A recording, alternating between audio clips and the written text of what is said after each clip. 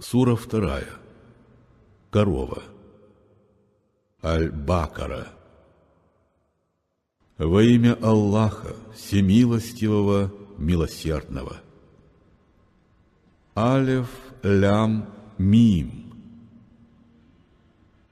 Книга эта, несомненно, наставление для тех, кто гнева Господа страшась, смирен и праведен в своих деяниях, кто верует в незримое, строг в совершении молитв и щедр в подаянии из благ, которыми его мы наделили, кто верует в Писание, что послано тебе, о Мухаммад, и в то, что до тебя ниспослано другим пророкам, кто верует в другую жизнь, и нет сомнений в нем об этом.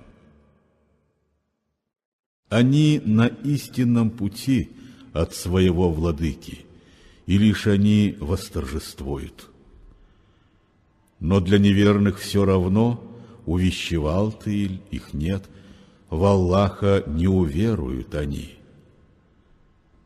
Бог наложил печать на их сердца и слух, и взоры их покрыл завесой.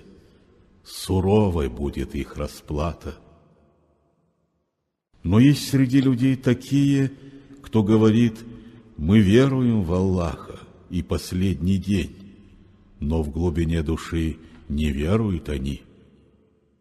Они пытаются солгать Аллаху и тем, кто уверовал в Него, но лгут они самим себе и этого не понимают. Сердца их схвачены недугом, и недуг сей Аллах усилит. Мучительною будет их расплата за лживость их к самим себе. Когда им говорят: вы на земле нечестие не сейте, они ответствуют: напротив, мы лишь благое сеем здесь. Увы, они все те, кто нечисть сеет, но сами этого не понимают. Когда им говорят: уверуйте в Аллаха, как это сделали другие, они ответствуют: ужель мы станем веровать, как веруют невежды и глупцы? Но нет, поистине они-то и глупцы, хоть не желают этого понять. Когда они встречают тех, кто верует в Аллаха, мы веруем, им говорят они, но, находясь наедине с шайтанами своими, говорят: мы всей душою с вами, а там лишь насмехались мы. Но обратит Аллах насмешки против них и уклонит их в беззаконие такое, в котором им скитаться слепо. И это те, кто заблуждение ценою истины купил. Но как невыгоден сей торг! Они утратили на нем путь правый. Они подобны человеку, кто возжег огонь, когда же свет его все осветил вокруг, Аллах отнял им огонь и их оставил в полной темноте, лишив возможности им видеть. И вот теперь, глухи, немы, слепы, они не возвратятся к Богу. Или вот еще одно сравнение. Как дождевая туча в небе, в ней мрак и гром, и молния сверкает, они перстами затыкают уши, страшася смерти от удара молнии, Аллах же не упустит ни единого из них. Их молния почти слепит, но всякий раз, когда она им светит, они идут вперед при ней. Когда же тьма спадет на них, они недвижно замирают. И будь на то веление Аллаха, Он отнял бы и слух, и зрение у них, ведь всемогущ Аллах над всем. О люди, поклоняйтесь вашему владыке, кто создал вас и тех, кто был до вас, чтоб праведность могли вы обрести. Кто постелил ковром вам землю, покровом небеса возвел, и из небес излил обильно воду, чтобы взрастить плоды для вашей пищи, а потому, когда вам истина уже известна, вы в равные ему других богов не измышляйте. А если вы в сомнении о том, что нашему слуге мы не спаслали, составьте хоть одну подобную главу и призовите всех, кого хотите, в свидетели себе, кроме Аллаха, коль вы в своих словах правдивы. Но если этого не сделаете вы, а это вам поистине не сделать, побойтесь огня, что для неверных уготован, для коего растопкой будут каменья и злосчастный люд.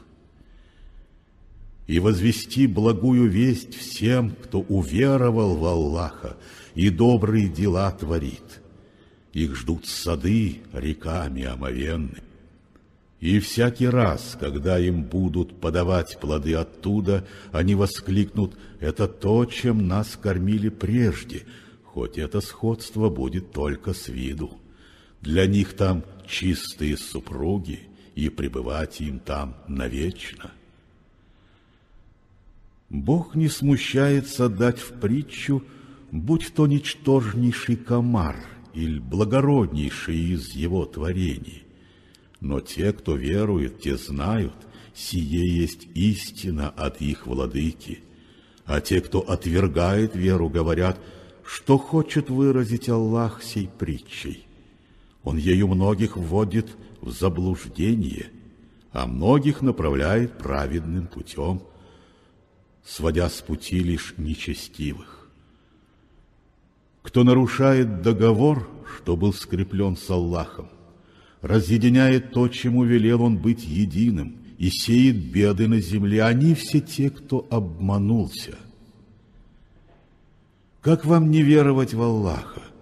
Вы изначально были жизни лишены, затем Он одарил вас ею. Со временем Он повелит вам умереть, чтобы потом опять вернуть вас к жизни, и вновь потом к Нему вы возвратитесь. Он тот, кто сотворил для ваших нужд все сущее на сей земле. Затем Он приступил к созданию небес, и в них построил 7 небесных сводов, Аллах поистине о всякой вещи знающий. И вот Господь твой ангелам сказал: «Я на земле себе наместника поставлю». Они ответили: «Ужель поставишь на земле того, кто там нечестие посеет и кровь прольет на ней? Мы ж воздаем тебе хвалы и славословим твою святость». Он им сказал: «Я знаю то, чего не ведаете вы». И обучил Адама Он названием всего, что суще. Потом Он перед ангелами все представил и сказал: «Теперь вы назовите мне все это, если правдивы вы в своих словах». И молвили они: «Хвала тебе, Владыка! Мы ведаем лишь то, чему Ты нас учил. Поистине Ты знающий, мудр».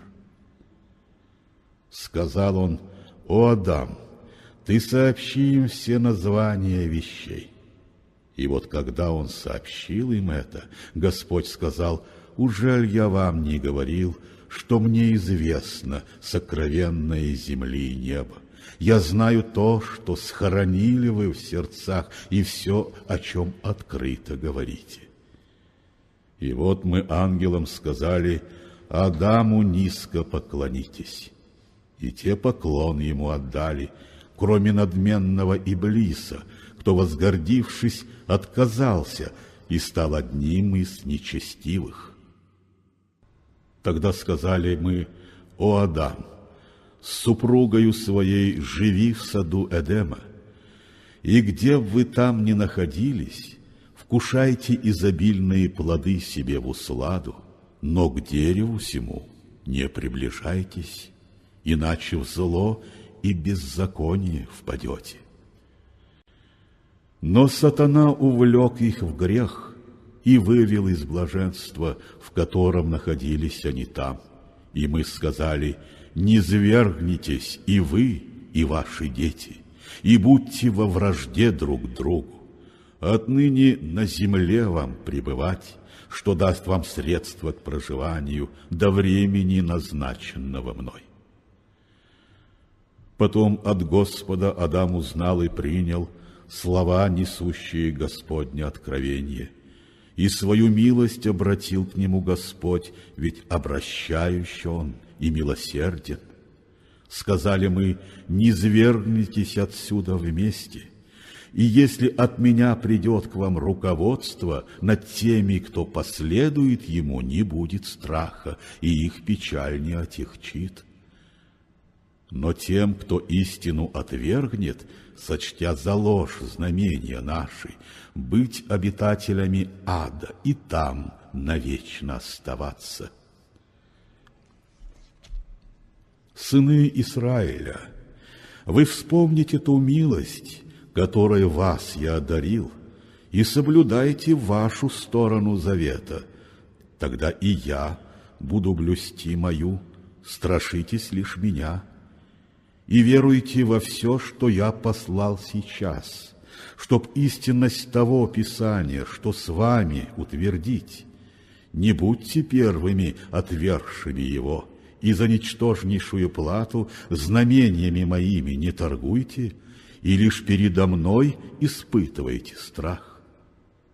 Не облекайте истину покровом лжи и не старайтесь утаить ее, когда вы суть ее уже постигли. Молитву строго соблюдайте, творите очистительную подать и головы склоните вместе с теми, которые склонились предо мной. Ужель вы праведность и добродетель предписываете лишь другим, а сами забываете об этом? Хотя Писание Господне чтите, ужель вам не понять того? Себе вы в помощь призовите терпение и стойкость и молитву. Сие есть тягота большая, но не для тех, кто кроток духом и смирен, и твердо верует, что встретит своего владыку и возвратится навсегда к нему. Сыны Израиля, вы вспомните ту милость, которой вас я одарил, и то, что я возвысил вас над прочим людом. И бойтесь дня, в который ни одна душа участь другой не облегчит ни на йоту. Заступничество за нее Господь не примет, и возмещение в оплату за грехи Он не возьмет, и ни одной из грешных душ оказана не будет помощь. И вспомните, когда мы вас избавили от фараона и его людей, которые мучительным страданием так долго подвергали вас, лишали жизни ваших сыновей, в живых лишь женщин оставляя. Сие было для вас великим испытанием от Бога. И вспомните, когда, спасая вас, мы море рассекли, и на глазах у вас мы потопили род фараона и его людей. И вспомните, когда назначили мы Мусе срок из 40 ночей, вы же в отсутствие его тельца для почитания взяли, творя таким деянием тяжкий грех. Тогда же мы простили вас, и вы могли стать благодарны. И вспомните, когда мы дали Мусе развлечение и книгу, и вы могли пойти по праведной стезе. И вспомните, как Муса народу своему сказал: «О мой народ, вы, взяв себе тельца для почитания, зло причинили лишь себе, а потому теперь в раскаянии должном вы обратитесь к своему Творцу И за сей грех убить друг друга сами вы должны. В глазах Создателя для вас так будет лучше. И обратился вновь он к вам с прощением, ведь обращающий наш Господь и милосерд. И вспомните, как вы сказали Мусе: «О, Муса, тебе мы не поверим, пока открыто лик Господень не увидим. Но гром и молния вас поразили, ведь были сами вы свидетели сему. Потом мы после вашей смерти воскресили вас, и вы могли стать благодарны. Затем мы облаком вас осенили и низвели вам манну и перепелов, питайтесь пищею благою, которой вас мы наделили. Но, воспротивившись, не нам они вред причинили, своим лишь душам нанесли они урон. И вспомните, когда мы вам сказали: войдите в этот город, питайтесь всем, что там, себе в усладу.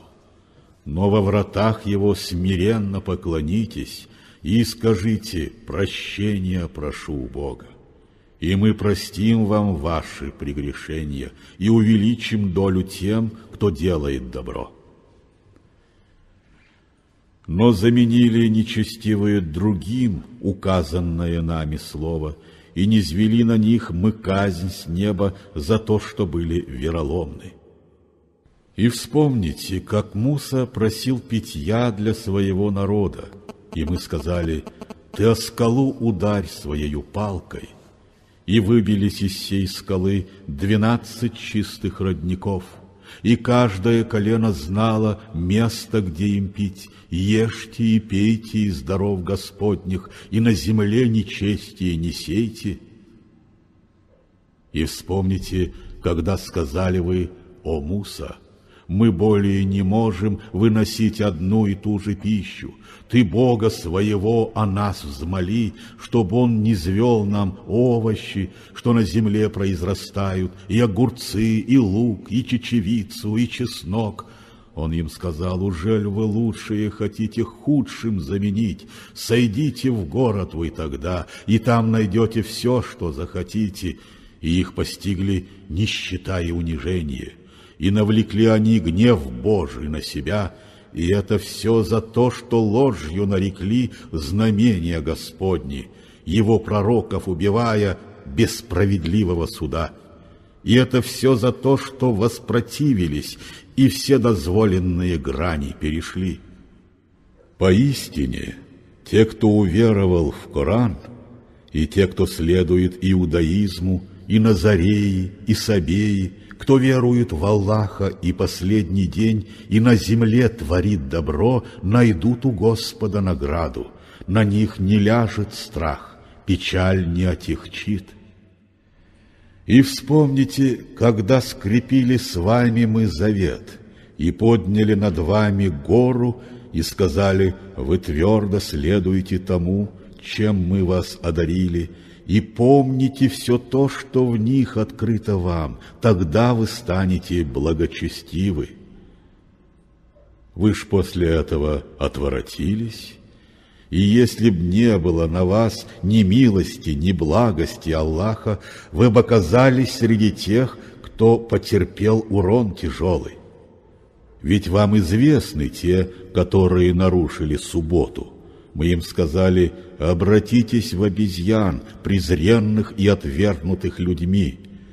Мы это наказание сделали примером для тех народов и для их потомков, а также в назидание благочестивым. И вспомните, как Муса народу своему сказал: Аллах поистине приказывает вам корову заколоть. Они ответили: ты делаешь посмешище из нас. Но он сказал: да сохранит меня Аллах, не допустив в число лишившихся рассудка. Они сказали: ты Бога своего от нас взмоли, чтоб разъяснил Он нам, какой ей быть корове. И он сказал: Бог говорит, чтобы не старая она была, не молодая, а средних лет. Теперь же делайте, что вам повелевают». Они сказали: «Ты Бога своего от нас взмоли, чтоб разъяснил Он нам, какого ей быть цвета». И он сказал: «Она должна быть ярко-рыжей и без пятен, и радовать всяк взор, который на нее падет». Они сказали: «Ты Бога своего от нас взмоли, чтоб разъяснил Он нам, какой ей быть корове. Поистине для наших глаз они все выглядят похожи, и лишь с Господнею угодой наш выбор будет верным». И он сказал: «Он говорит, что той корове не должно укращенной быть ни пахотой, ни орошением пашни, чтоб в полном здравии была и не несла отметин». Они ответили: «Теперь ты истину принес». И вот тогда корову закололи иудеи, но без особой доброй воли. И вспомните, когда вы погубили душу и меж собой вступили в спор, виня друг друга в этом злодеянии. Но что бы ни утаивали вы, всеведением Аллаха будет скрыто. И мы сказали: ударьте мертвого любою частью жертвенной коровы. Аллах так воскрешает в жизни мертвых и вам свои знамения являет, чтобы вы могли все это осознать. С тех пор ваши сердца суровы стали, тверды, как камень, или еще суровей, ведь из камней такие есть, из коих родниковые воды льются, а есть и те, что, рассекаясь обильною водою, брызжут. Но средь камней поистине такие есть, что рушатся смиренно пред Аллахом, и в небрежении Аллах не остается поступкам вашим и делам. Ужель вы тешите надежду, что вашим увещаниям они поверят, когда среди них уже такие были, кому Господне слово слышать довелось? Потом, уразумев его, они умышленно его значение исказили и сами ведали об этом. И вспомните, когда, встречая верующих, говорят они: «Мы веруем», но, находясь наедине друг с другом, говорят: «Ужель должны вы им сказать то, что Аллах открыл вам в книге, чтобы дать возможность им пред Богом затеять с вами спор об этом? Ужель вы лишены любого разумения? Ужель не ведают они, что Господу известно, и что в душе они умышленно таят, и то, что из корысти открывают? Среди них невежды есть, которые Писания не знают, а в нем свои желания лишь видят и строят только мнение о нем.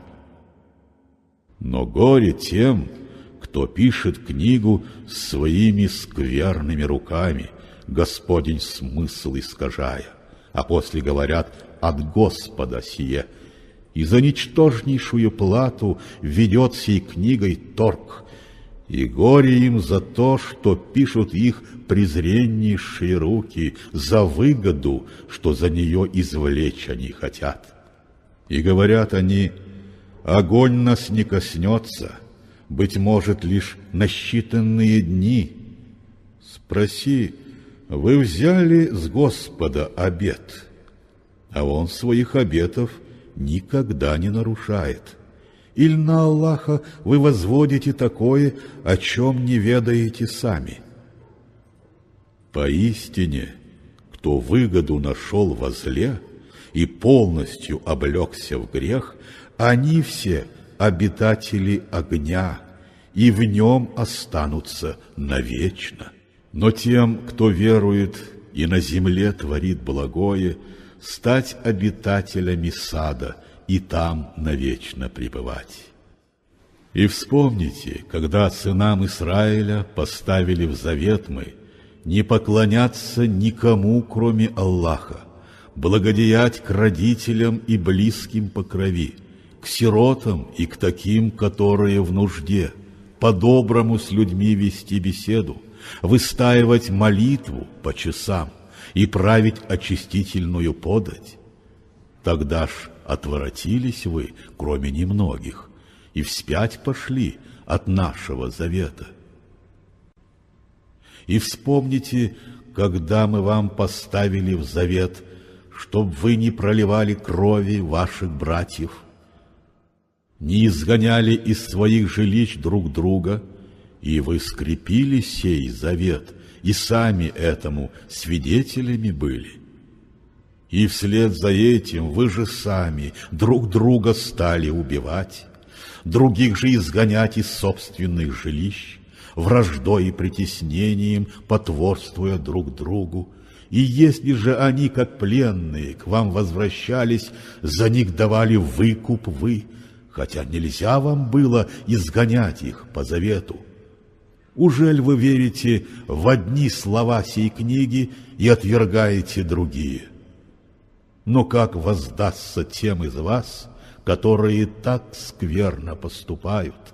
Их ждет бесчестие в ближайшей жизни, а в день воскресения на суд жестокая расплата.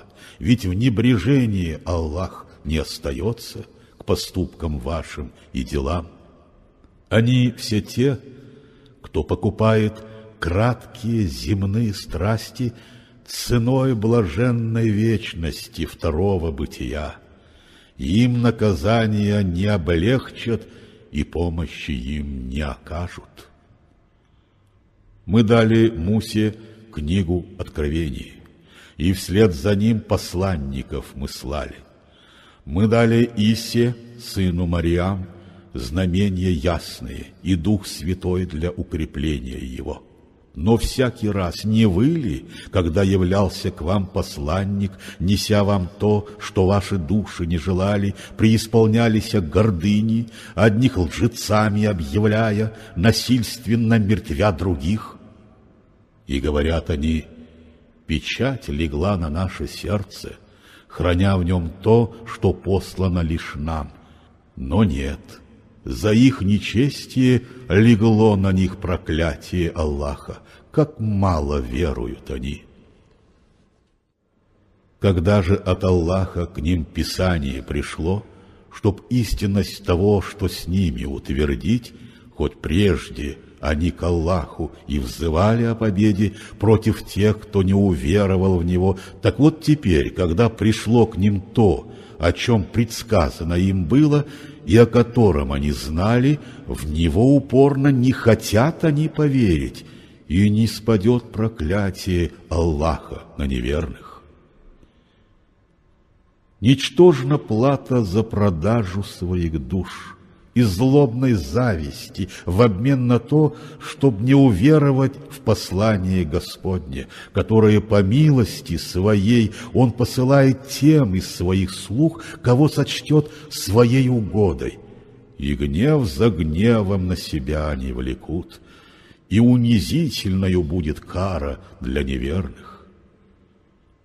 Когда им говорят: уверуйте же в то, что не спаслал Аллах, они ответствуют: мы веруем лишь в то, что нам послали, не признавая ничего, что послано затем, хотя сие есть истина, что подтверждает то Писание, что с ними. Скажи, что же в былые времена лишали жизни вы посланников Господних, коль истинно вы праведными были?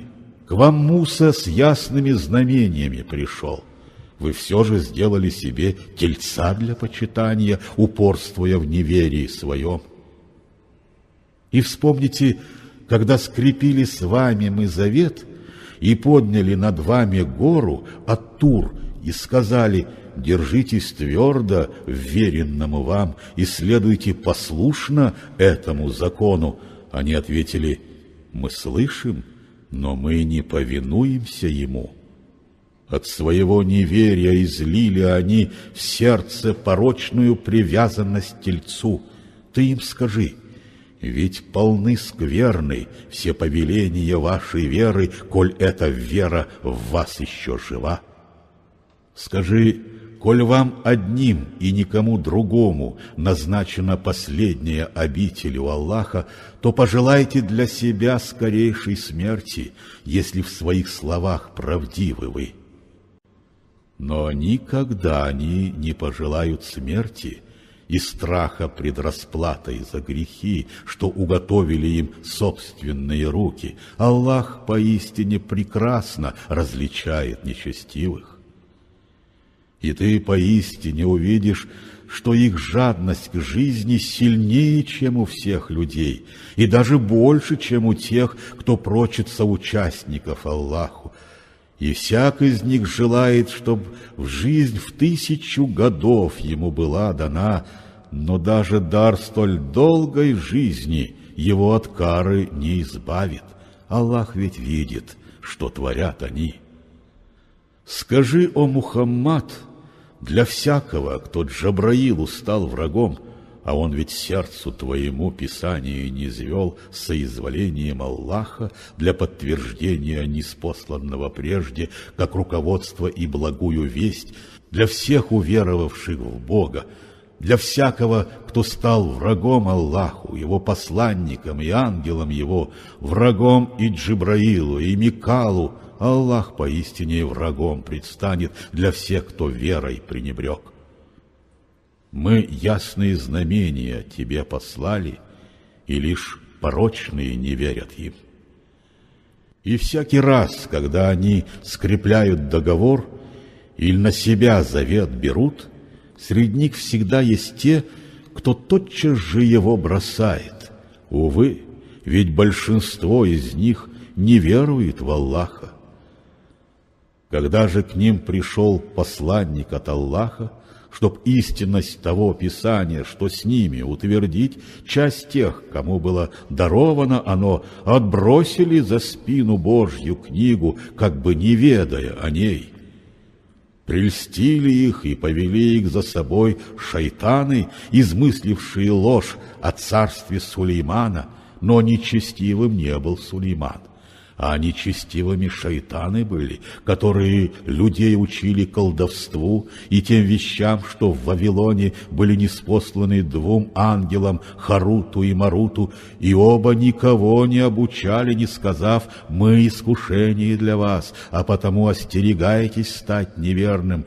И научились те от них, как разлучить с женою мужа, но никому зла причинить они бы не могли, коль не было б на то Господнего согласия, и научились лишь тому, что им во вред пошло, а не на пользу, и знали то, что приобретшему сие в блаженстве рая никакой нет доли, но как ничтожна плата та, что за продажу своих душ они взымели.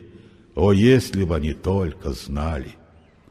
А если бы они уверовали в Бога и сохранили благочестие, какой бы щедрою для них была награда от Аллаха!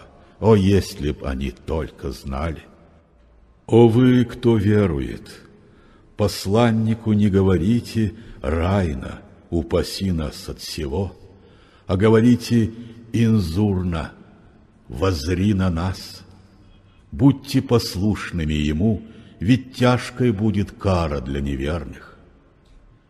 Неверные из многобожников и из людей Писания Святого не желают, чтобы на вас сошла Господня благость, но милостью Своей Аллах одаривает тех, кого сочтет Своей угодой, ведь Он великой щедрости владыка. Мы не отменим ни единого аята, и вам не повелим забыть его, пока на смену лучший или схожий не дадим. Ужель не знаешь ты, что всемогущ Аллах над всем? Ужель не знаешь ты, что лишь Ему принадлежит господство над небесами и землей, и нет другого покровителя у вас, и нет защитника другого? Ужель вы станете просить у вашего пророка, о чем просили прежде люди Мусу? Ведь кто неверием заменит веру, собьется с праведной стези. Но из людей Писания есть много и таких, кому б хотелось вас, уже принявших веру, из зависти в неверии повергнуть вновь, хотя им истина уже предстала. Простите им, забудьте их уловки, пока Аллах наказ свой не предъявит, ведь всемогущ Аллах над всем. А потому молитву строго соблюдайте, творите очистительную подать, и все благое, что загодя для душ своих вы уготовите всей жизни, вы обретете в жизни у Аллаха, ведь видит Он, что делаете вы. И говорят они, в Господень рай войдет лишь иудей или христианин, но таковы лишь их несбыточные страсти. Скажи, коль вы в своих словах правдивы, представьте доказательства свои. О да, кто искренне к Аллаху лик свой обратил, кто делает добро на промысле Господнем, найдет у Господа достойную награду, на них не ляжет страх, печаль не отягчит. И иудеи говорят, у христиан основы нет, и христиане говорят, основы иудеи не имеют, хотя читают ту же книгу. Подобно этим же словам звучат и речи тех, которые пока не разумеют. В день воскресения поистине Аллах между ними разрешит все споры. И если нечестивее того, кто запрещает возносить имя Аллаха в местах для почитания Его, к тому же усердствуя разрушить эти храмы, им в страхе надлежит переступать порог их, для них бесчестье в ближней жизни, а в будущей жестокая расплата. Во власти Господа восток и запад, куда б ни повернулись вы, лик Господа везде, Аллах ведь всеобъемлющ и всезнающ. И говорят они, Аллах взял Сына на себя. Субханагу, греховная нелепость, да и только. Хвала Ему, всем в небесах и на земле лишь Он один владеет, и все послушно Его высшей воле. Тому, кто небеса и землю сотворил, когда задумано творение им, Он молвит «будь», и явится оно. Незнающие говорят, что же Господь не обратил к нам слово, и отчего не явит нам знамения с небес? Подобные слова глаголали и те, кто был до них, сердца их схожи. Мы же знамения толкуем тем, кто вере всей душой привержен. Мы добрым вестникам об истине Тебя, о Мухаммад, послали, чтоб Ты, увещевая, мог предостеречь, и Ты ответ нести не будешь за обитателей огня. Тобой не будут никогда довольны ни иудеи и ни христиане, пока Ты не последуешь их вере. Скажи, путь праведный поистине лишь тот, что нам Аллахом был указан. Но если ты пойдешь дорогой их страстей, уже постигнув истинное знание, не будет от Аллаха ни друга, ни помощника тебе. Те, для которых мы послали книгу, читают ее чтением достойным. Они есть те, кто верует в нее. Но те, кто отвергает истину, что в ней, урон тяжелый понесут. Сыны Израиля, вы вспомните ту милость, которой вас я одарил, и то, что я возвысил вас над прочим людом.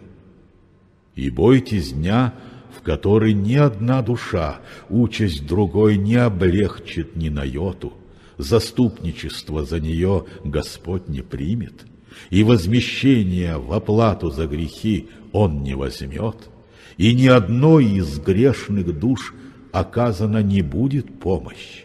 И вспомните, как Ибрахим словесами Господней воли был испытан, и завершил он то, что было в них. Господь сказал: «Я сделаю тебя имамом для народов». Он вопросил: И из моих потомков тоже? Господь ответил: завет мой злочестивых не объемлет.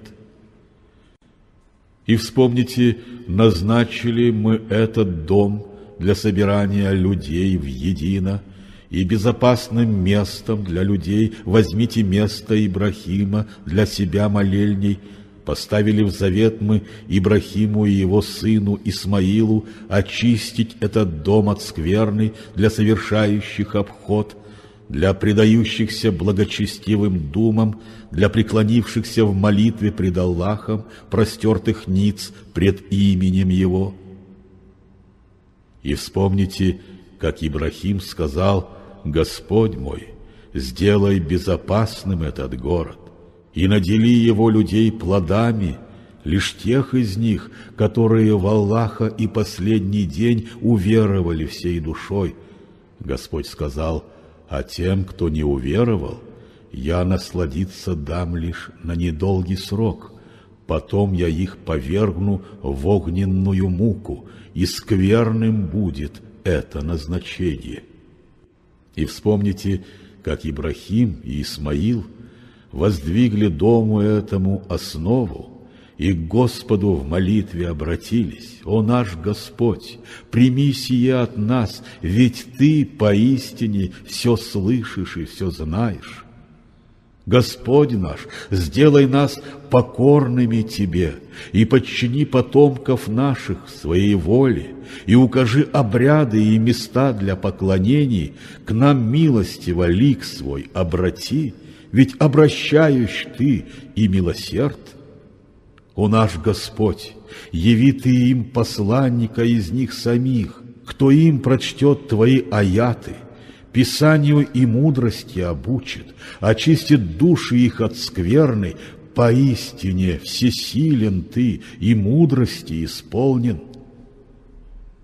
Кто верой Ибрахима может пренебречь, помимо тех, чьи души одолела скверна? Его мы в ближней жизни предпочли, а в будущей средь праведных удел ему назначен. И вспомните, когда сказал ему Господь: «Предайся моей воле, я Господу миров себя вверяю», был ответ. И Ибрахим своим сынам в завет поставил, что также сделал и Якуб: «О сыновья мои, Аллах вам выбрал веру, и не умрите вы никак иначе, как всей душой Ему предавшись, став мусульманами и телом, и душой. И вы свидетелями были, когда и Якубу смерть предстала. Тогда он сыновьям сказал: что будете вы чтить, когда умру я? Они ответили: мы Богу твоему, Богу отцов твоих, Ханифа, Ибрахима, Исмаила и Исхака, единому владыке будем поклоняться и предадимся лишь Ему. То был народ в небытие ушедший, который возымеет то, что приобрел, а вы получите, что должно вам, и с вас не спросят за грехи, которые они чинили. И говорят они: вы будьте иудеи или христиане, тогда пойдете праведной стезей. Скажи им: нет, последуем мы вере Ибрахима, верного халифа, кто Господу других богов не призывал. Скажите вы: мы веруем в Аллаха и в откровение, ниспосланное нам, и Ибрахиму, Исмаилу, Исхаку и Якубу, и всем 12 израильским коленам, и в то, что Мусе Бог послал, и в то, что даровал Он Исе, и что другим пророкам снизошло, между ними мы не делаем различий, и лишь Ему мы всей душой предались. Но если, как и вы, они уверуют в Аллаха, они поистине пойдут прямой стезею. А коль они отворотятся, они войдут в раскол единой веры. Аллах убережет тебя от них, ведь Он всеслышащ и всезнающий. Таков сибхат Аллаха. А есть ли что-нибудь дороже этого Сибхата? И лишь ему мы предаемся. Скажи, ужель затеете вы с нами споры об Аллахе, коль Он и наш Господь, и ваш? Нам за свои дела ответ держать, а вам нести ответ за ваши. И в поклонении Ему мы искренность блюдем.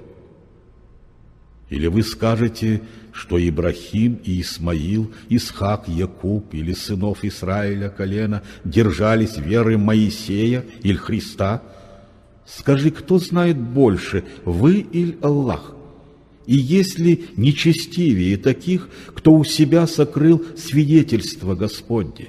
Ведь небрежение Господь не остается к поступкам вашим и делам. То был народ в небытие ушедший, кой возымеет то, что приобрел, а вы получите, что должно вам, и с вас не спросят за грехи, которые они чинили. И скажут неразумные среди людей, что отвратило их от киблы, которой были они верны поначалу. Скажи, во власти Господа восток и запад, и Он ведет по праведной стезе того, кого сочтет себе угодным. Мы этим сделали из вас умеренный народ, чтоб вы деянием людей свидетелями были, и чтоб посланник ваших дел свидетелем предстал. И киблу ту, которой ты держался прежде, мы сделали лишь для того, чтобы различить таких, кто следует посланнику Аллаха, и тех, кто безрассудно отвернулся. Это поистине великой тяготою стало, но не для тех, кого Аллах направил, и вашу веру никогда не сделает Он тщетой, ведь к людям благ Аллах и милосерд. Мы видели, как обращал свое лицо ты к небу. Теперь же мы повелеваем, чтоб обращался ты к той кибле, что будет любо сердцу твоему. Так поверни свое лицо к запретной для греха мечети. И где б вы ни были, отныне вы лица обращайте к ней, и люди книги знают хорошо, сие есть истина от Бога, ведь небрежение Господь не остается к поступкам вашим и делам. И если людям книги ты представишь все ясные знамения Аллаха, они не обратятся к твоей кибле, и ты к их кибле лик не повернешь, и меж собою они не следуют одной и той же кибле. Но если ты пойдешь дорога их страстей, уже постигнув истинное знание, тебе средь нечестивых быть. И знают его люди книги, как своих собственных сынов, но есть среди них поистине и те, кто эту правду утаить желает, хотя и ведает о ней. Но истина от Господа исходит, а потому не будь среди тех, в ком есть сомнение об этом. В сей жизни всякая душа имеет собственную супротиву, что ей назначено Аллахом, а потому в делах благочестивых старайтесь обогнать друг друга, и где б вы ни были, Аллах соединит вас всех, ответ держать пред Ним, ведь всемогущ Аллах над всем. Откуда бы ты ни был родом, ты повернись лицом к запретной для греха мечети. Сие есть истина от Бога твоего, ведь в небрежении Господь не остается к твоим поступкам и делам. Откуда б ни был родом ты повернись лицом к запретной для греха мечети. И где б вы ни были, вы повернитесь к ней лицом, чтоб у людей не вызвать нареканий, помимо тех, кто нечестив, но их не бойтесь, а страшитесь лишь меня, чтоб мог я завершить свою вам милость, а вы могли пойти указанным путем, подобно той, как мы из вас самих посланника назначили для вас. Кто вам знамения мои читает и очищает вас, Писанию и мудрости вас учит и обучает вас тому, что было вам доселе неизвестно. Так помните меня в своем повиновении, а я своим прощением буду помнить вас, и будьте благодарны мне признанием своим, и никогда неблагодарными не будьте, отвергая мою веру. О вы, кто верует, себе вы в помощь призовите терпение и стойкость и молитву. Аллах поистине благоволит к тому, кто терпелив и стоек духом.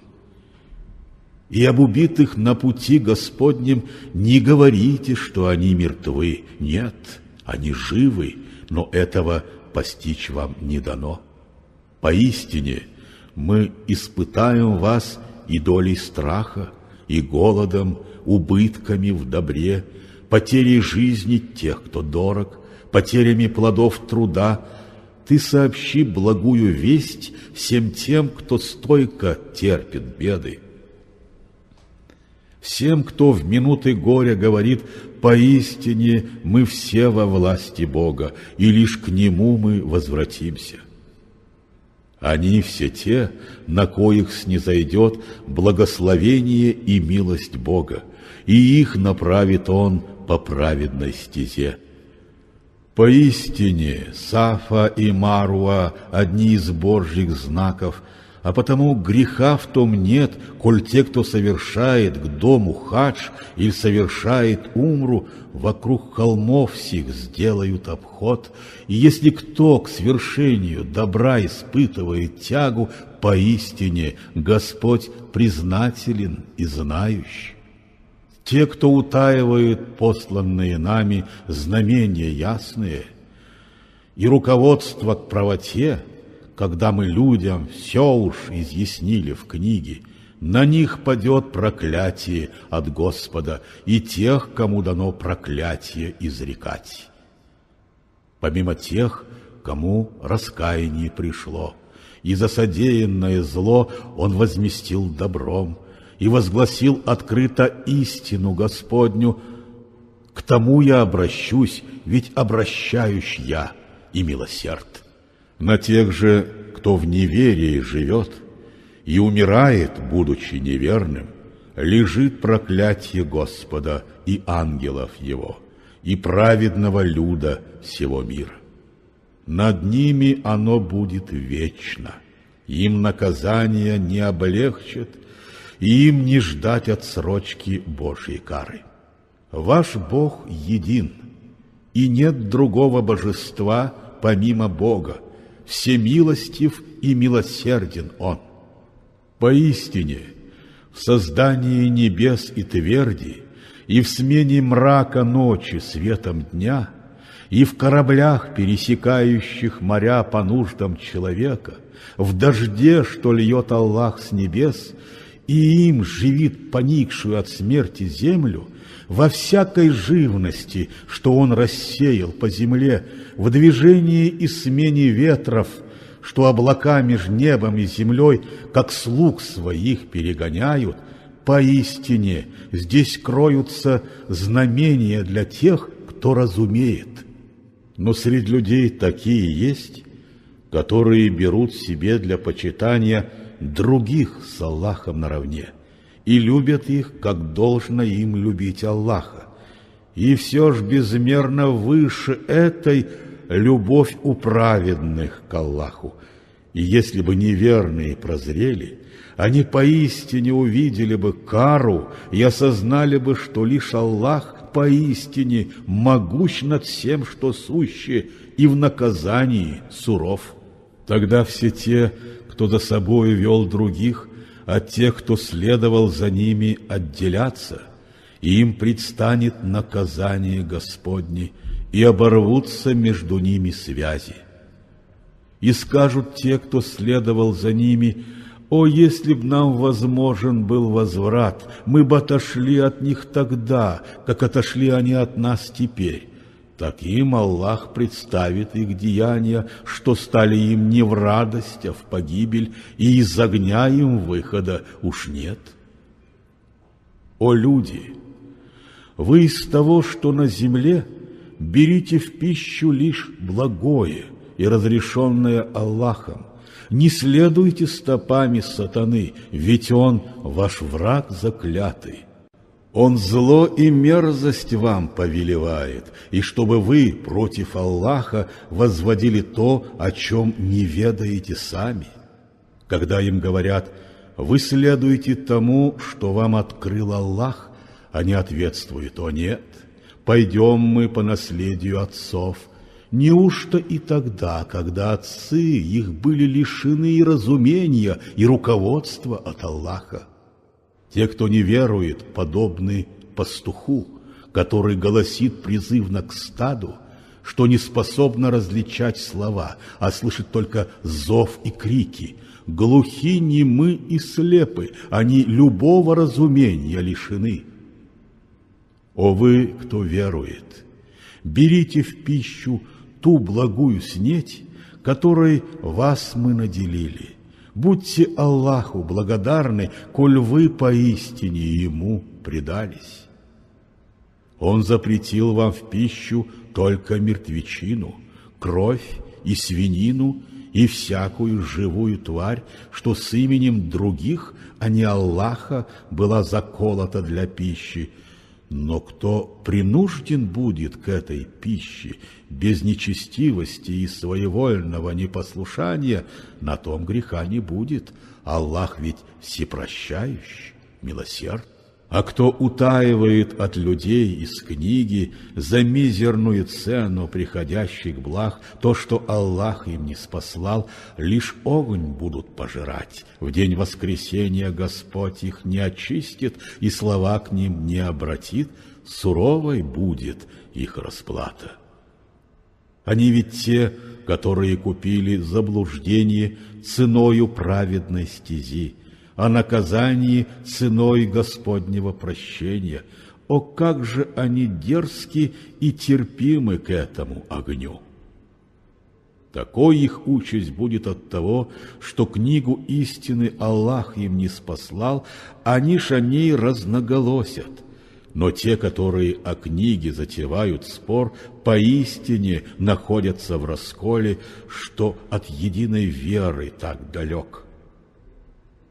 Не в том лежит благочестивость, чтоб на восток или запад лик свой обратить, а благочестие в том, чтобы уверовать в Аллаха и в последний день, и в ангелов Его, в Писании святое и в пророков, любя свое добро, все же делиться им, и с тем, кто близок по крови, и с сиротой, и с нищим, и спутником, и с теми, кто взывает, и дать рабам на откуп, и по часам молитвы совершать, платить закат, скрепленный договор исполнить, и стойким быть, и терпеливым в несчастье и в страдании своем, во все минуты страха и смятения.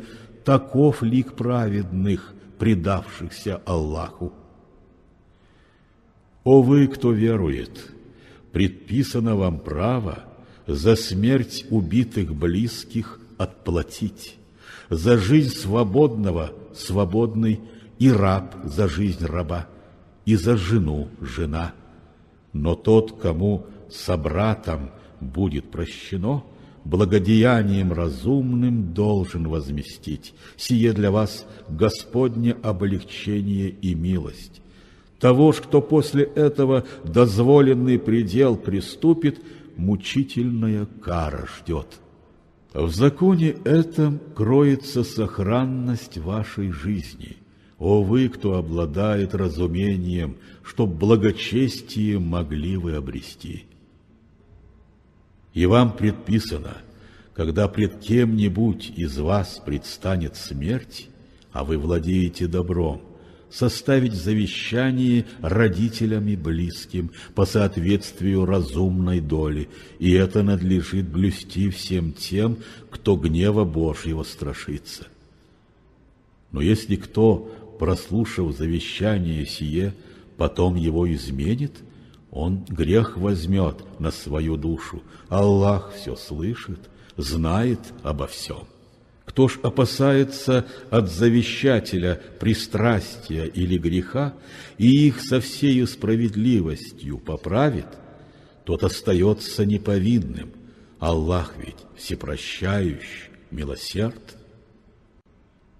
О вы, кто верует, предписан пост вам, как он предписан был для тех, кто был до вас, чтоб благочестие могли вы обрести. На дни, определенные числом, но тот, кто болен или находится в пути, предписанные дни поста, поститься должен в дни другие. Для тех, кто может пост держать с трудом, назначен откуп, накормить голодных. Но кто по своей доброй воле прибавит к этому другое благо, так будет лучше для него. А если все-таки при тяготах земных вы пост намеренно блюдете, вам лучше Господом воздастся. О, если бы вы только знали! И месяц Рамадан есть тот, в который Господом Коран ниспослан руководство людям, а также с ясным наставлением и развлечением добра и зла. И кто из вас застанет его дома, поститься должен в продолжении его. А тот, кто болен или находится в пути, предписанные дни поста поститься должен в дни другие. Аллах вам создает возможность облегчения. Он не желает отягчать вам жизнь, чтоб завершили вы число, назначенное им, и славили его за то, что он стезею праведною вас направил, чтоб вы могли быть благодарны. Когда же вопрошают обо мне тебя служители мои, я рядом нахожусь и внемлю каждому призыву. Когда ко мне в молитве он взывает, пусть и они призыву моему послушны будут, и пусть уверуют в меня, чтоб праведным путем могли идти. Вам в ночь поста разрешено к супругам приближаться. Они одежда вам, а вы одежда им.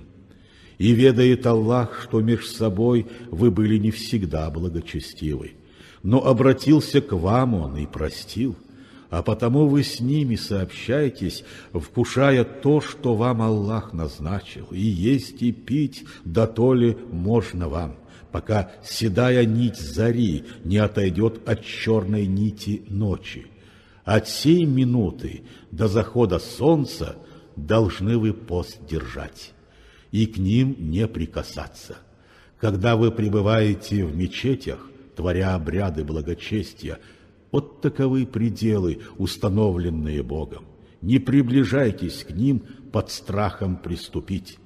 Так вам Господь свои знамения разъясняет, чтобы смирение и праведность могли вы обрести. Свое добро на тщету меж собой не расточайте, и не используйте его на подкуп судей, чтоб долей имущества других преступно завладеть, заведомо в душе об этом зная. Тебе о новолуниях они вопросы задают. Скажи, они определяют людям сроки ведения их дел и сроки хаджа. Не в том лежит благочестивость, чтоб в дом входили вы с обратной стороны, а благочестие в том, чтобы страшиться гнева Бога. Входите же в дома, как надлежит вам, Господнего страшитесь гнева, чтоб в благости могли вы пребывать. Сражайся за Господне дело лишь с тем, кто борется с тобой. Дозволенного грань не приступай. Аллах не любит тех, кто приступает пределы, установленные им. Громи врагов в том месте, где настигнешь их, и изгони с земли, откуда ты был изгнан. Ведь гнет и смута хуже смерти. Но с ними не воюй у стен святой мечети, пока они не трогают тебя. А если все ж они начнут сражение в этом месте, убей их. Таким должно быть воздаяние неверным. Но если прекратят они, Аллах ведь всепрощающий, милостив безмерно. Борьбу ведите с ними до того мгновения, пока не будет больше угнетения и смут, и воцарит религия Аллаха.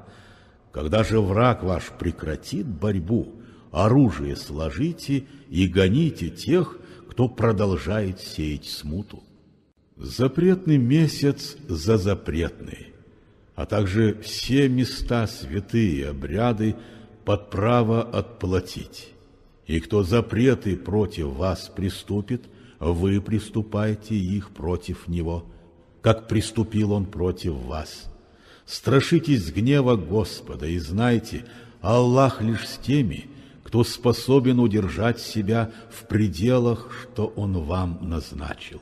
И на Господнем промысле из своего добра расход несите. Следите, чтоб деяния ваших рук к погибели вас не влекли. Добро творите, ведь Аллах благотворит к тому, кто делает добро. Вы завершите хадж или умру во славу и служение Аллаху. Но если вы затруднены, вы жертвенный пошлите дар, что будет вам по силам. И голову не брейте, пока сей дар назначенного места не достигнет. Но если болен кто из вас, или недуг в голове имеет, тому назначен пост, или милостыня, или жертва. Когда же вновь наступит мир для вас, то тот из вас, кто пожелает соединить аль-умру с совершением хаджа, пусть в жертву даст посильное ему. Но кто и это не осилит, тому во время хаджа пост держать 3 дня и 7 по возвращении домой, тем самым полных 10 дней, но лишь для тех, чьи семьи не живут в окрестности святой мечети. Страшитесь гнева Господа и знайте, суров Он в наказании своем.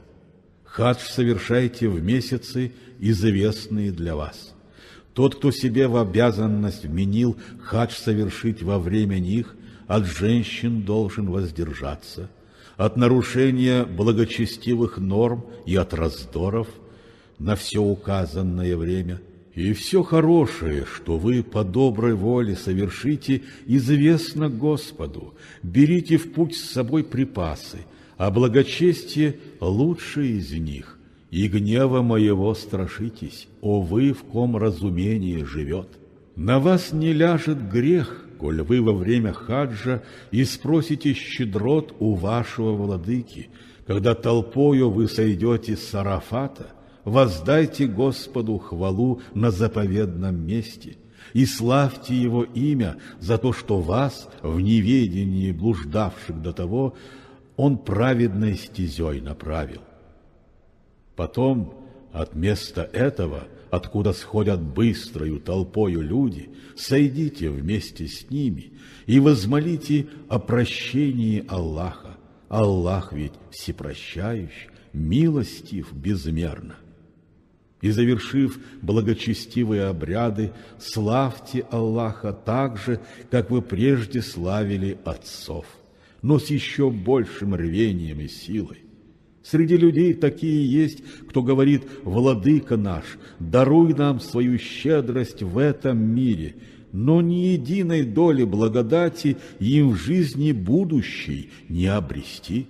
А есть и те, кто говорит: «Владыка наш, даруй добро нам в этой жизни и в будущей даруй нам благодать, от мук огня нас защити».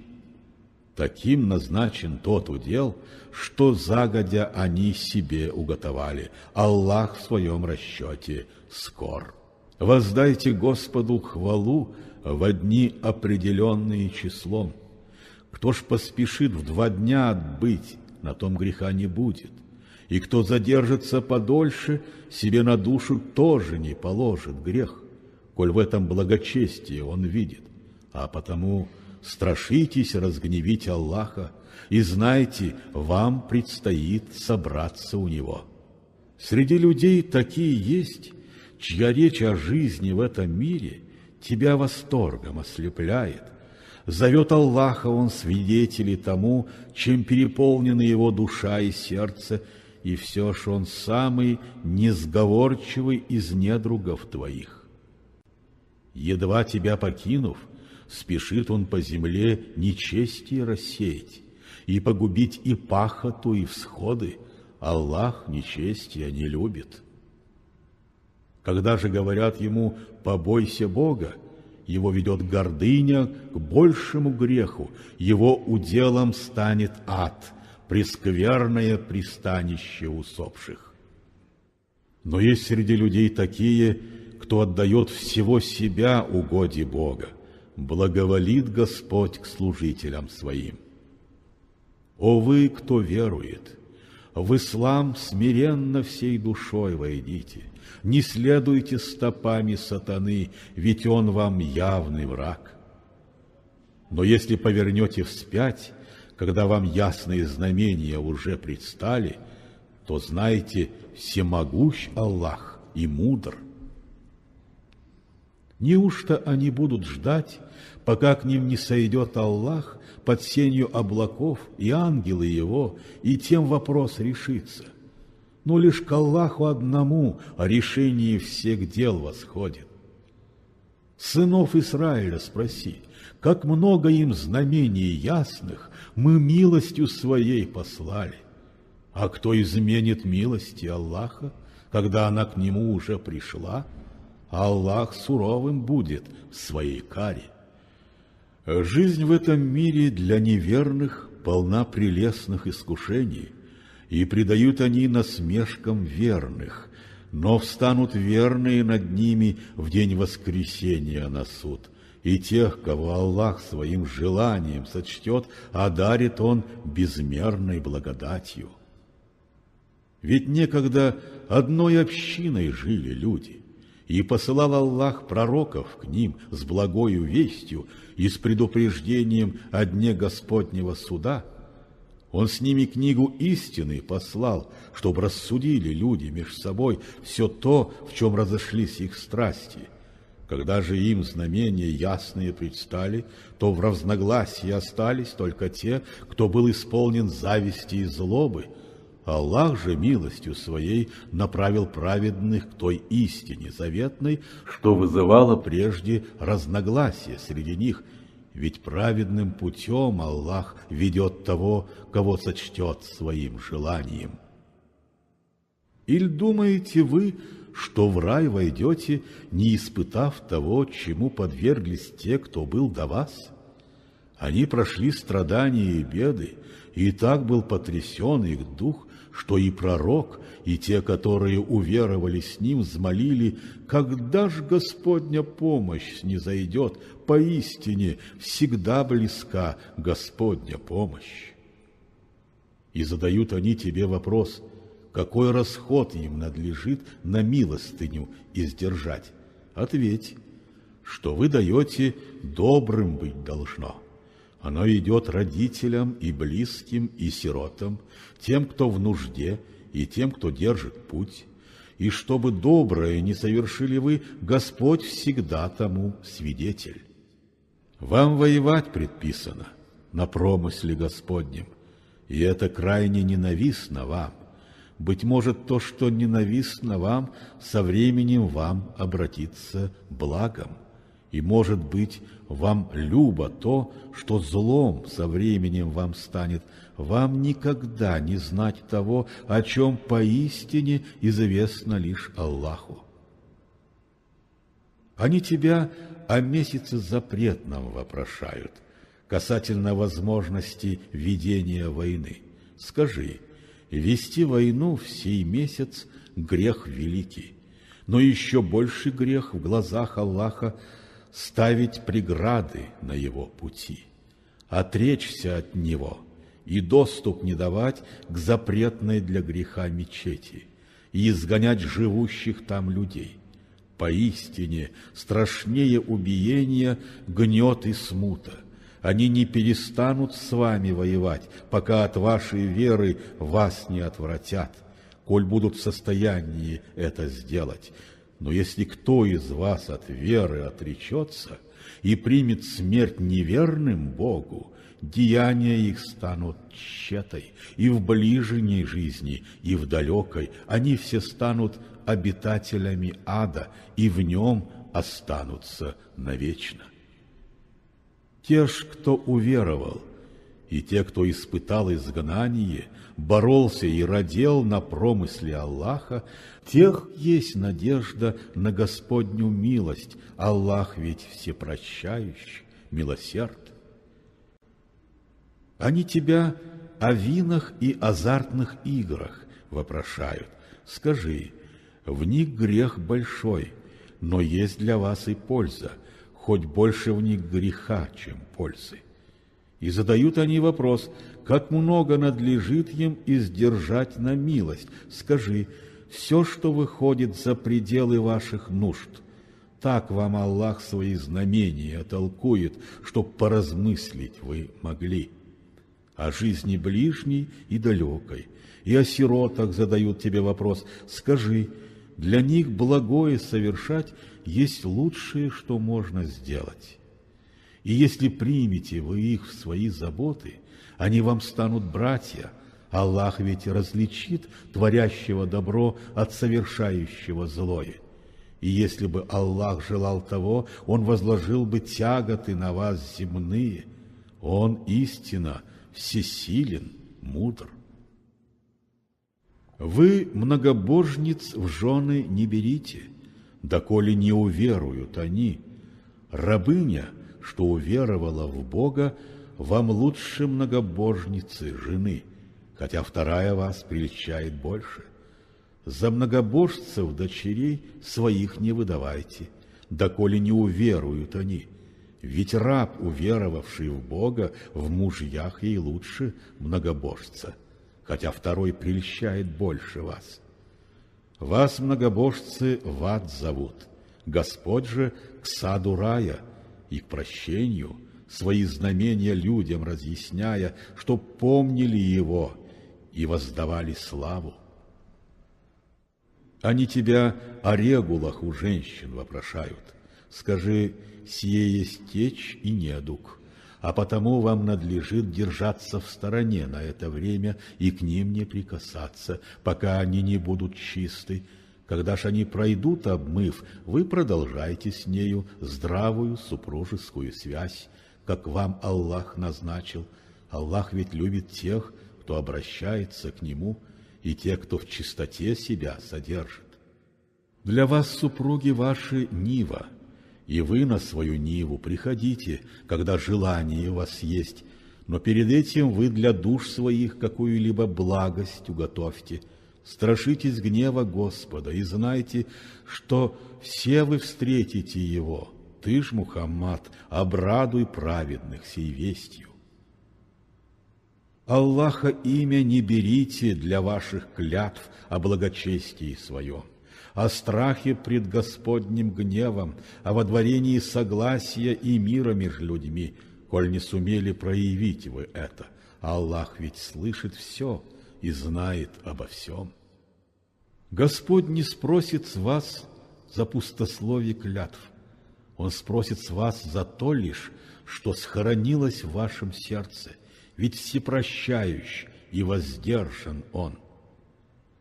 Для тех, кто клятву даст с женой не сообщаться боли, назначено 4 месяца под крышей дома выждать, и коль за этот срок муж обратится вновь к жене, Аллах поистине всемилостив и всепрощающий. Но если их желание развода неизменно, Аллах ведь слышит все и знает обо всем.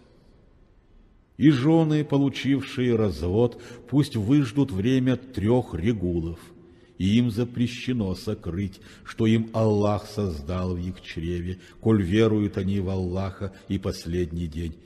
Для их мужей достойнее всего при этом их принять обратно, коль они склонны к примирению. И здесь для женщин справедливы те права, что и права над ними у мужчин, но у мужей сих прав на степень больше. Аллах всесилен, мудр безмерно. Развод возможен в 2 ступени. после чего вы продолжаете вместе жить благопристойно или отпустите от себя с благодеянием, вам не дозволено брать из того, чем вы ее во время брака одарили, разве что оба вы таите опасения, что не сумеете блюсти пределы, которые для вас Аллах установил. И если вы, кто призван рассудить их, боитесь тоже, что они не соблюдут пределов, установленных Аллахом, не будет в том греха, если жена даст выкуп за свою свободу. Вот таковы пределы, которые Аллах установил, а если кто приступит эти грани, пребудет пред Аллахом нечестивым. И если муж с женою окончательно развелся, то в жены не дозволена она ему опять, пока не выйдет замуж за другого, и тот не даст развода ей.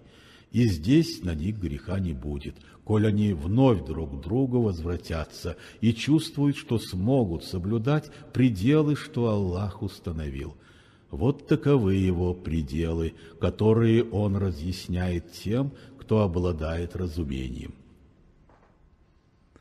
И при разводе с женами своими, когда назначенный им срок истек, верните их с достоинством обратно, или с достоинством их отпустите, но против воли не удерживайте их, чиня им зло и непристойность. А кто поступит так, зло причинит своей душе. Знамений Господа не обращайте в шутку. С признанием помните Господню милость к вам и то, что ниспослал Он книгу вам и мудрость, чтобы наставить вас на верный путь, а потому страшитесь Господа и знайте, Он всеведущ. И при разводе с женами своими, когда назначенный им срок истек, вы не препятствуете их браку с бывшими мужьями, коль меж собой они достойно согласятся. И это наставление для тех, кто верует в Аллаха и последний день. Для вас сие благочестивее и чище. Аллах ведь знает то, чего не ведаете вы. Кормящей матери выкармливать ребенка надлежит 2 полных года, если отец желает норму завершить. Ему же надлежит нести расход на добростойное питание ее и вещи, и ни одна душа не понесет тот груз, что больше, чем она поднимет.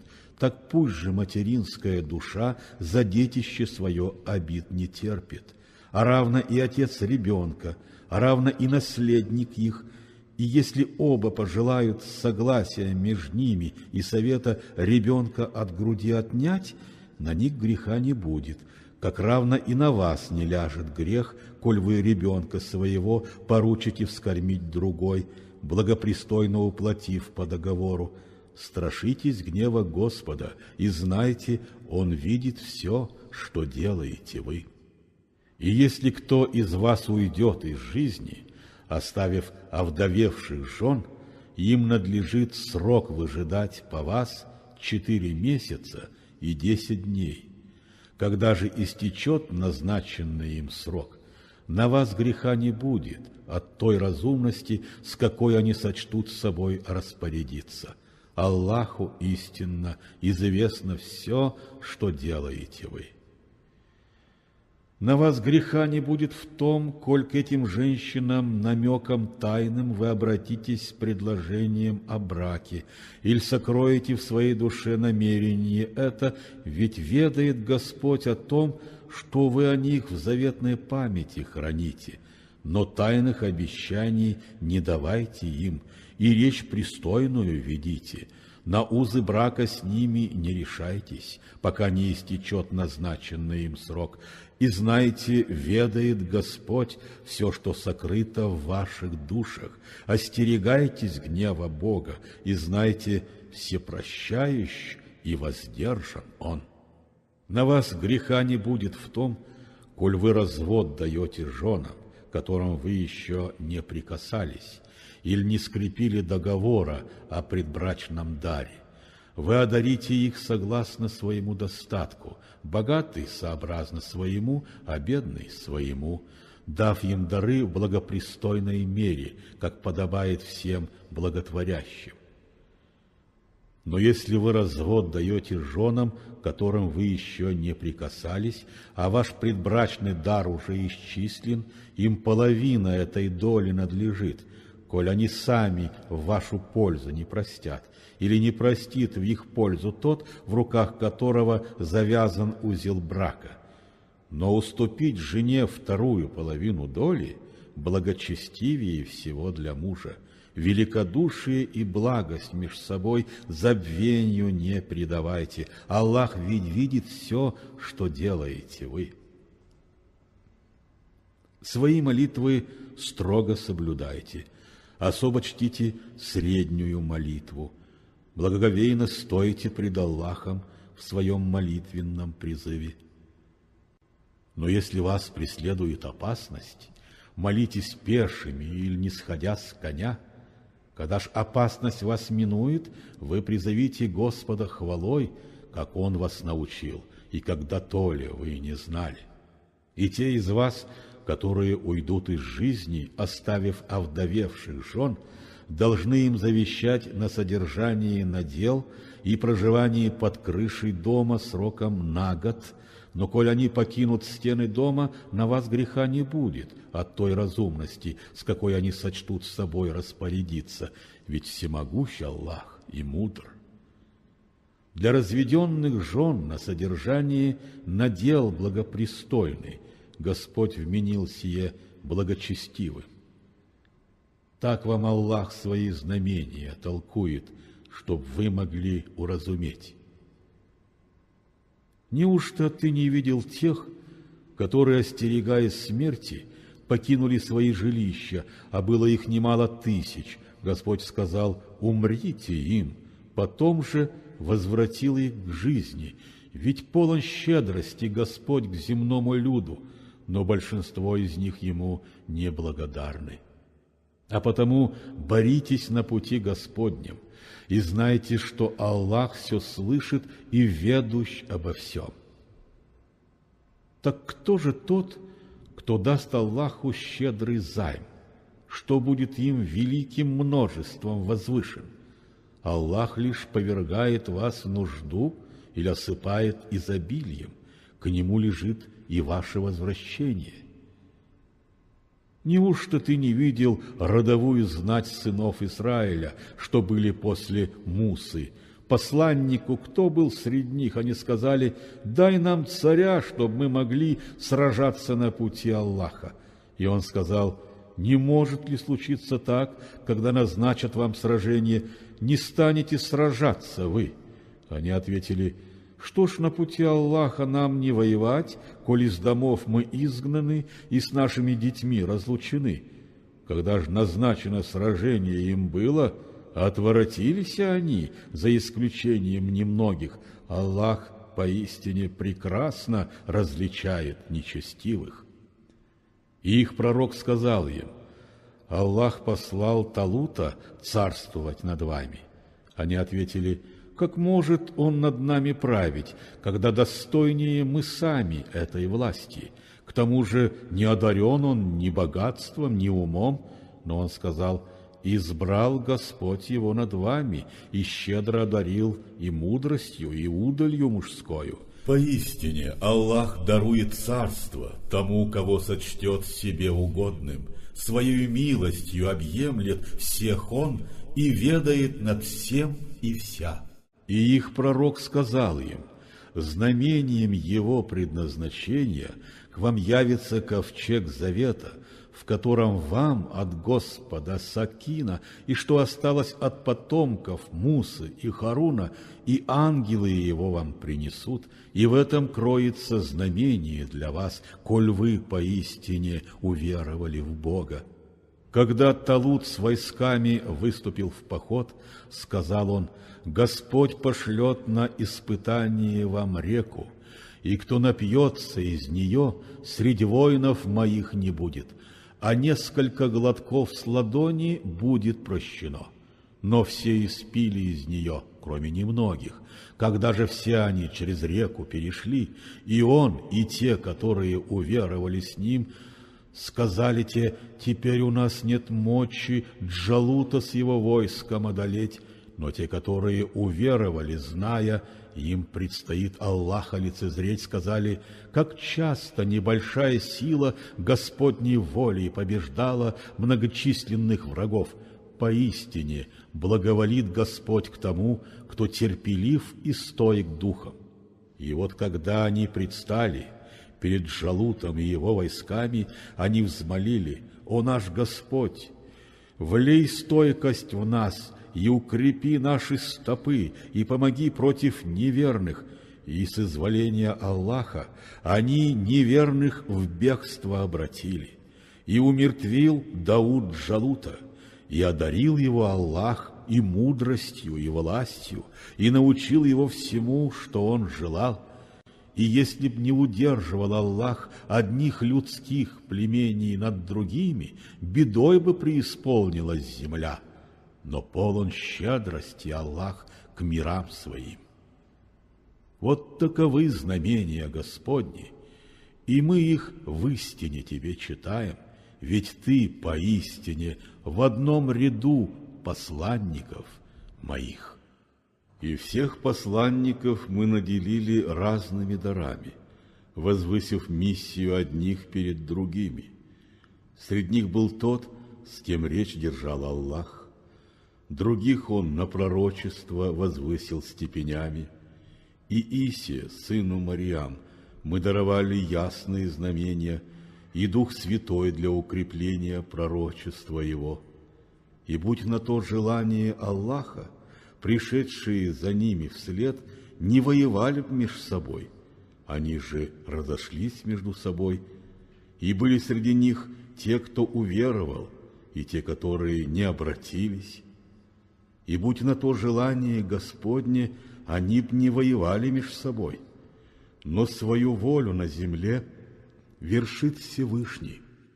О вы, кто верует, расходуйте из благ, что мы вам даровали, пока не наступил тот день, когда не будут приняты в защиту и ни оплата торгом за грехи, ни дружба, ни заступничество верных, неверные поистине дурные люди. Аллах, нет божества, кроме Него, живущего и самосущего извечно. Не склоняет Его ни сон, ни дремота.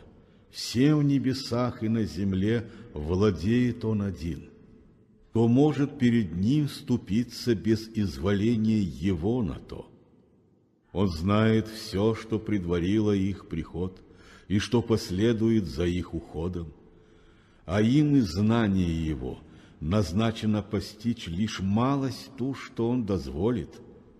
Престол Его державия простерся над небесами и землей, сохранность их Ему не в тягость. В своем могуществе поистине велик Он и в высшей степени возвышен. Не разрешила в религии Он принуждения, разнится ясно истина от заблуждения. Кто зло отверг и верует в Аллаха, обрел себе надежную опору, для коей сокрушения нет. Аллах поистине все слышит и всеведущ. Аллах – друг и хранитель тех, кто верует в Него. Из тьмы Он выведет их к свету. Но станут идолы напутствовать неверных и поведут от света к мраку их. Они все обитатели огня, и в нем останутся навечно. Ужель не видел ты того, кто с Ибрахимом в спор вступил о Боге за то, что царством одарил его Аллах? И Ибрахим сказал: «Поистине Господь мой тот, кто жизнь и смерть дарует». Но тот сказал: «Дарую я и жизнь и смерть». Ответил Ибрахим: «Поистине Господь повелевает солнцу восходить с востока, ты с запада вели ему взойти». Так был в смущении повергнут тот, кто пренебрег Господней верой. Аллах не направляет тех, кто нечестив. Или странник тот, кто близ селения проходил, разрушенного до единой кровли, И он сказал: как может оживить его Господь, когда оно уже застыло в смерти? И странника поверг Господь во смерть на 100 лет. Затем он оживил его и вопросил: как долго здесь ты находился? Ответил тот: быть может, день или часть его. Но Бог сказал: о нет, 100 долгих лет ты пробыл здесь. Теперь взгляни на свою пищу и питье, их порча не коснулась вовсе. Теперь на своего осла взгляни, лишь кости от него остались. Тебя мы сделали знамением для людей, и далее смотри на кости, совокуплю я их и в плоть одену. Когда сие ему предстало ясно, сказал он: знаю я теперь, что всемогущий Аллах над всем. И вспомните, как Ибрахим сказал: о мой Господь, дай мне узреть, как мертвым жизнь ты возвращаешь. Господь сказал: ты разве не уверовал еще? О да, я верую, воскликнул Ибрахим, но сердцем и умом хочу проникнуть. Господь сказал: тогда возьми 4 птиц и приручи к тебе слетаться, затем порежь их на части их и помести на каждый холм отдельно, а после этого ты созови их, они стремительно к тебе слетятся, так знай же ты, Аллах всесилен, мудр безмерно. И те, кто на пути Господнем расходуют из своего добра, тому единому зерну подобный, что породило 7 колосьев, хранящих 100 таких же зерен в каждом. Господь удвоит свой надел тому, кого сочтет своей угодой. Поистине объемлет все Он и всеведущ. И те, кто на пути Господнем расходуют из своего добра, и вслед за тем попреков и обид не посылает, награду Господу получат, на них не ляжет страх, не отягчит печаль их. Речь добрая, прощение обид, превыше милостыни всякой, за коей следует попрек. Аллах свободен от любой нужды и кроток. О вы, кто верует! Благодеяния свои не обращайте в тщету, послав им вслед попреки и обиды, подобно тем, кто лишь для виду расходует из своего добра, а сам не верует ни в Господа, ни в день последний. Они подобны обнаженному холму, едва покрытому землей. Прольется дождь обильный на него, останется он голым камнем. А также и для них бесплодным будет то, что на земле приобрели они деяниями своими. Аллах не направляет тех, кто нечестив.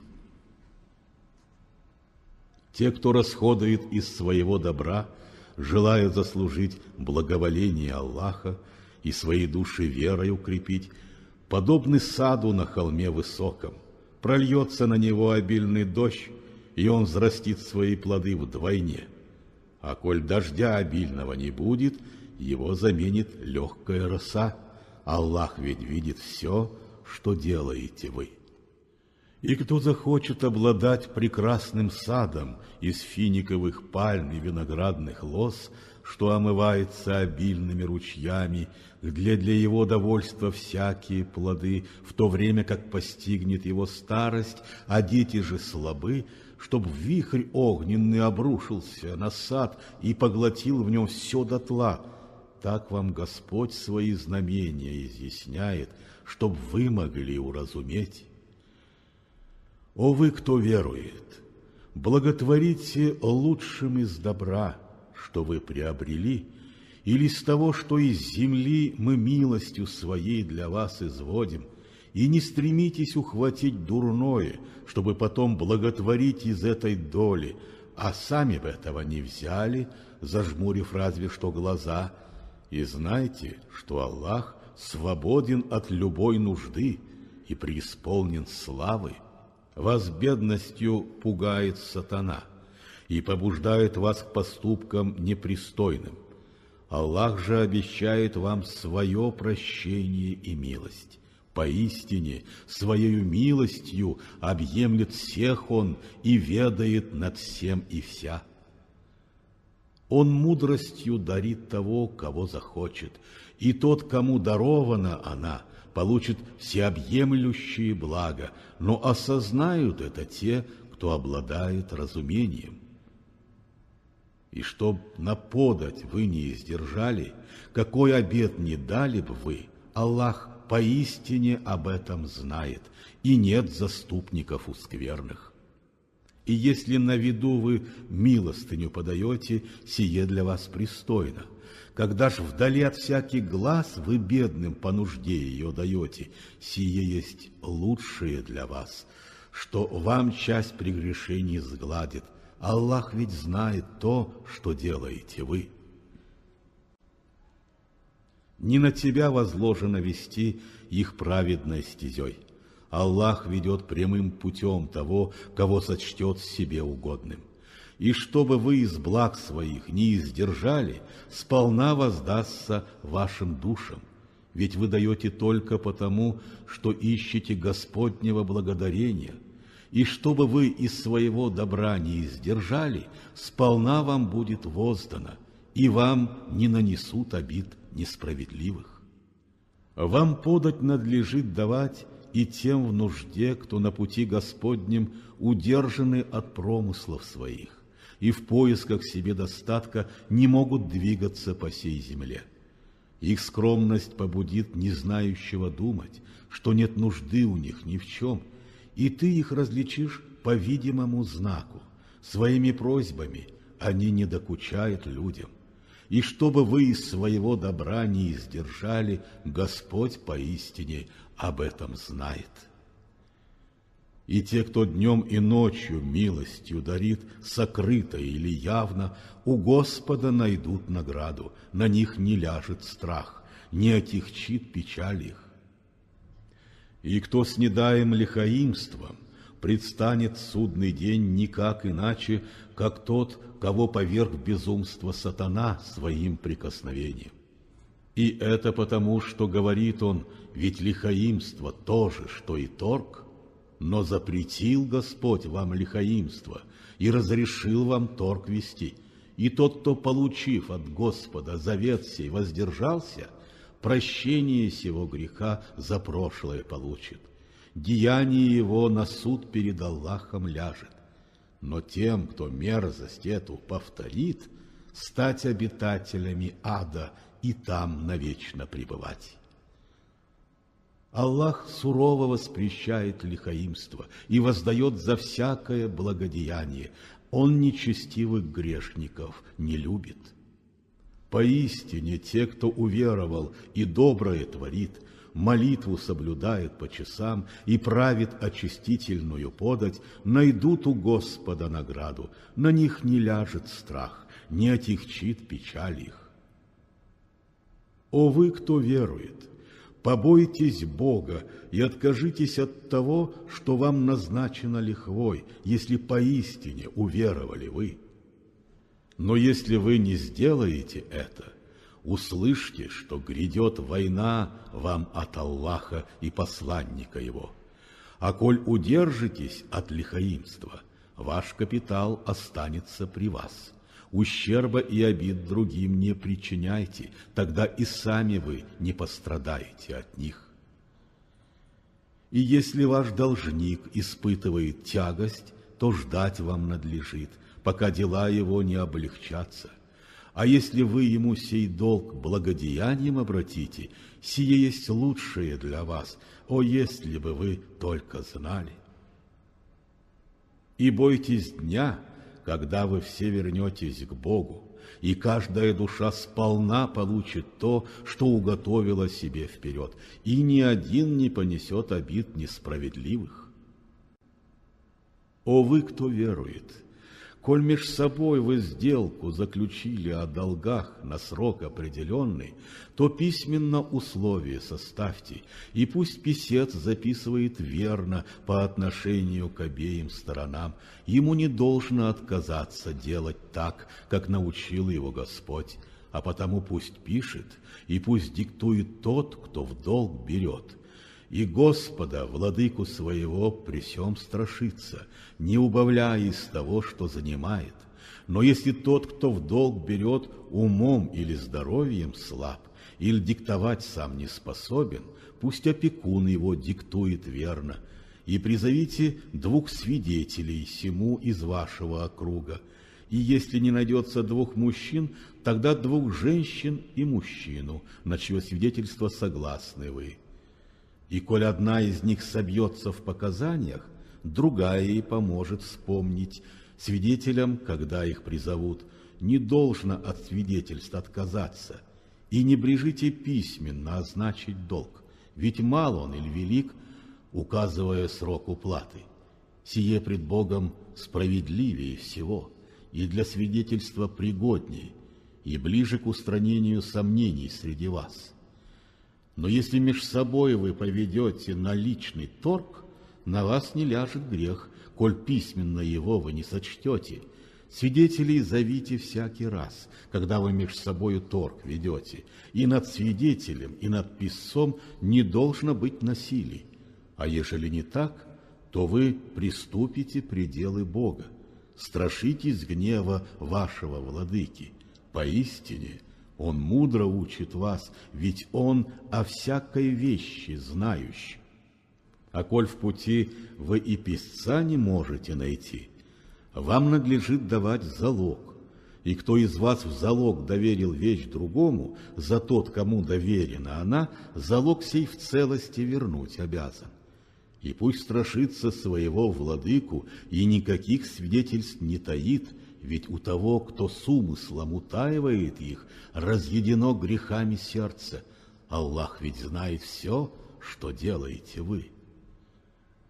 И лишь Аллах владеет всем, что в небесах и на земле пребудет.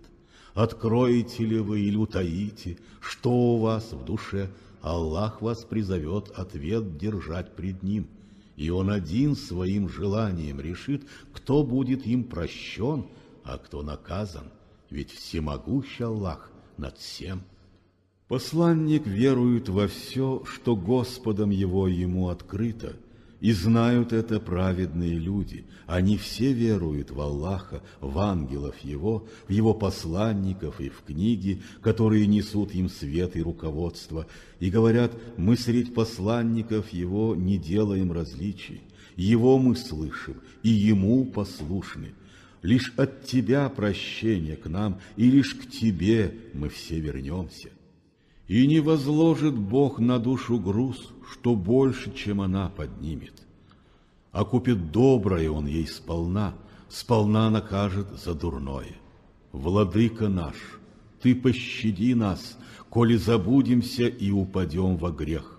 Владыка наш, не возложи те тяготы на нас, что возложил на тех, которые до нас грешили. Владыка наш, не положи на плечи нам тот груз, поднять который нету мочи. Прости нам и пошли свое прощение. Будь милостивым к нам. Ты покровитель наш, так помоги же нам против неверных.